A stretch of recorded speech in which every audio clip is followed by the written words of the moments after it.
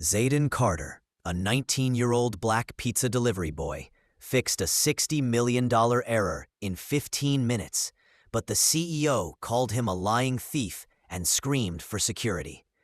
What happened next?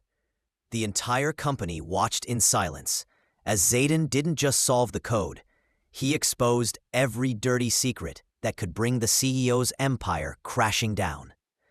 The elevator doors opened with a dull chime, and Zayden Carter stepped into the pristine glass lobby of AtlasTech, his hoodie damp from the rain, pizza bags slung over his shoulder.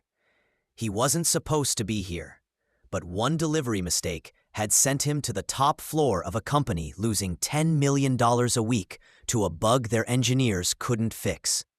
And in 5 minutes, he'd find himself facing the very men who'd laugh at his mother for being the building's night janitor. Zayden's eyes landed on a digital wall, streaming code as engineers barked into headsets. Their language wasn't foreign to him.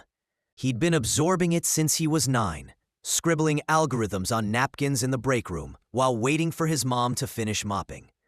"You lost?" sneered a blonde receptionist. "Deliveries go to loading." He didn't flinch. "You're using a nested loop in a recursive function. That's why your servers are crashing." Everyone turned. Laughter erupted. "You telling me the pizza boy just diagnosed a $60 million back-end issue?" said a man in a gray Armani suit. Roland Vance, CEO. Zayden met his stare. "Yes, and I can fix it in under 15 minutes.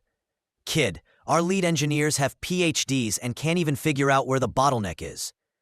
"I know. That's because they don't know how to code poor. I do." Silence. Roland crossed his arms. "Go on then. But if you fail, not only do you walk, you and your mama walk. For good." Zayden stepped up. His fingers danced across the terminal. He erased 200 lines, rewrote 47, memory optimization, real-time indexing, distributed caching, no notes, no reference, just muscle memory and rage. 12 minutes later, the screen flashed green. Uptime 100%. Query time 0.04 seconds. Error rate 0. A stunned engineer choked on his coffee. "That's not possible." Roland's voice cracked. "Where'd you learn that?" Zayden stood straight. "While waiting in the janitor's closet for my mom to finish cleaning up after you." Roland turned red. "Security, get him out." Cameras rose. Phones pointed. Zayden raised his voice. "You said if I fixed it, you'd remember who I was. So let me remind you. My mother has scrubbed vomit out of your executive toilets for 14 years. You never once looked her in the eye. But today, you'll remember her son." Roland snarled. "You think solving a bug makes you worth something?" "No," Zayden said, "but this might." He pulled out a USB. "This contains 15 years of internal company violations. HR discrimination, illegal dismissals, shady contracts. My mom didn't just clean floors. She saw everything.